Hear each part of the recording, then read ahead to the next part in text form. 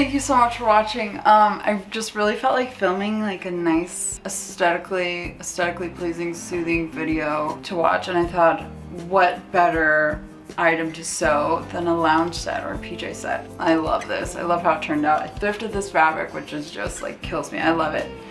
So I hope you guys try it. But I also wanted to film this beautifully, but like in a very authentic way, which is me sewing in my undies, which if you say that you don't, you're lying to yourself, because we all do it. Like just drying stuff on and off the whole time. It's just like you just end up in your bra and underwear. And you might have noticed me wearing an Organic Basics bra, which you guys probably know who Organic Basics are, but they're sustainable, ethical underwear, like undershirt legging company. Obviously, I just love what they do. I have their bra and some undies and their t-shirt, and they are all so soft, like they're just so well made. And I know what it's like wanting to support brands like Organic Basics who are like doing really awesome things, making amazing strides, and kind of not being able to afford it because it is expensive. Like that's what it does take to be sustainable in the industry. So I'm really happy to offer you guys 10% off with my code SarahOBC, and that link will be below for you if you're interested in grabbing some new undies. I wear this bra all the time. It is so comfy, just like the perfect triangle bra. Guys, thanks again for watching. You're awesome. I love you. I want to get back to uploading more often, but I've been kind of like creatively in a rut,